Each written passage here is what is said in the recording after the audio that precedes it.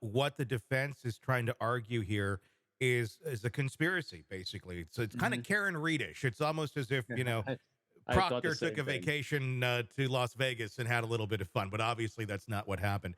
They're trying to argue that LV MPD, a detective who was the lead on the case, who had some bias against Tellis from his time in public office and manipulated the investigation. But here's the thing: on the video, we haven't talked about this. I don't have the video for us to look at, but what you have here is various surveillance cameras, ring doorbell cameras, capturing a man. We can't really see the face clearly, but he's wearing a giant gardening hat, if you will, and also like a blaze orange suit, which I find to be kind of interesting if you're trying to be discreet and you're wearing like one of the most like obnoxious colors there are. The sneakers you can see. There's a very descriptive Yeah. bag that he's wearing.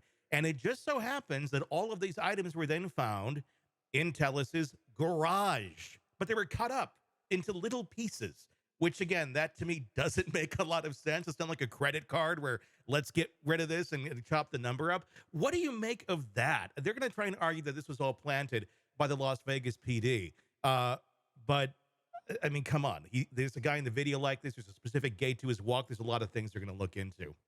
Yeah, and they're also gonna be able to find DNA on all that stuff as well, Yes. so it just won't it'll be touch DNA at the very least that'll be on that stuff they'll be able to tie to him, and again, when you go for profiling, it's all fitting a pattern, so even if that their claims of, bias against him, negative confirmation bias against him about from the investigators, the data is still the data, and the the arc of the profile here for someone from this is, and I know they're claiming that there's no motive for him to do this. Well, actually there is a motive. Rage and retribution is actually a motive for murder. Mm-hmm. And so it actually does, there is a motive here.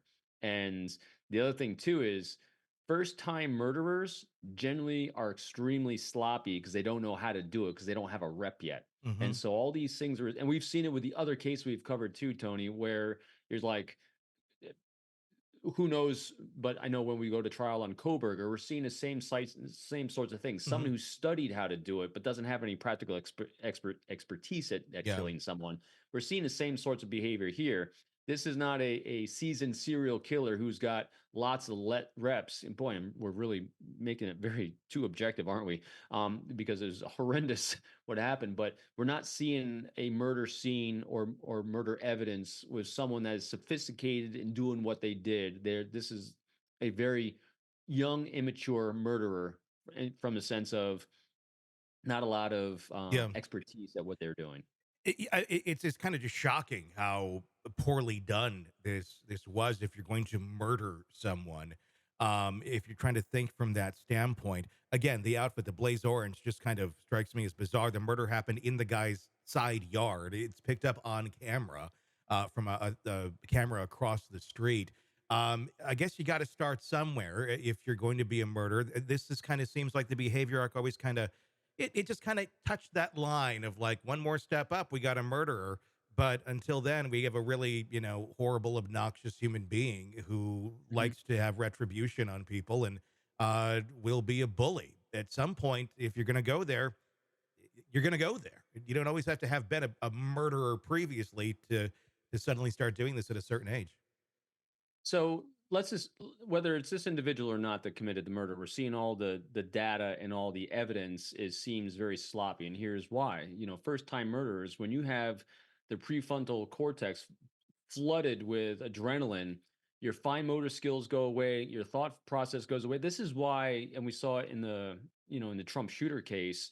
You saw Secret Service that was surrounding President Trump immediately go into immediate action. You could tell they had a lot of reps at what they're doing.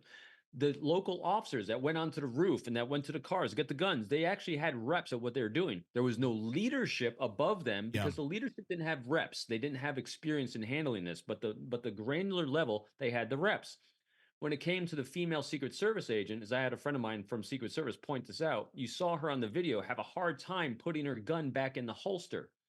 That's because she had no reps of training that put gun back in holster after my prefrontal lobes fully flooded Hmm. because I just, threw my body through training on here. So in other words, training kicked in with covering President Trump. Fine motor skills, are now working. So you rely on training and those reps, Mhm. which wasn't there when she's trying to reholster the gun. Yeah. That's why she couldn't do it. It wasn't anything else except no fine motor skills when that's happening. So what we're seeing with a first time murderer is no thoughtful process, that you can't plan for the fog of war, which is the first time you kill someone, everything's going to go sideways from what you thought it was going to be. And you're going to be in a manic panic state to, oh my gosh, I did this. I got to do this. I got to do it. And so you start seeing extreme sloppiness. And this is why we catch a lot of these people, because they are crude. They have no reps in it, thankfully. And you can't plan for chaos. There is no standard operating procedure for the chaos of murdering someone, luckily. And so this is where people like this get undone. You think it's somebody that just, I mean, because the sloppiness of it, I mean, obviously, like you just said, if you're going to go do it, it's likely going to be sloppy your first time out, even if you did plan for it a bit. Do you, do you look at this case as one where he was sitting there, he was planning this for a while after, because he lost the reelection bid and he blamed a lot of it on Jeff, on the reporting. So there's the motive. But the fact that it was just done so bizarrely, with, like, again, I keep going back to the blaze orange. It's just like, what the hell are you thinking? That and then keeping the evidence, cutting it up in the house. Is this someone who kind of like snapped in some way, shape, or form, or lost their mind and just in this is fit of rage, I'm just gonna go do this today? Or was this, meticulously planned out but very poorly planned out? Again, my sense from the limited optic we Mhm. have on the outside and conjecture and limited data points, not being a licensed clinician, this looks like a fit of rage to me. Yeah. And he's had fits of rage throughout his life, I guarantee it. And so this was an escalation of that rage where you get into that emotional hijacked moment and he couldn't control himself and he did really dumb things.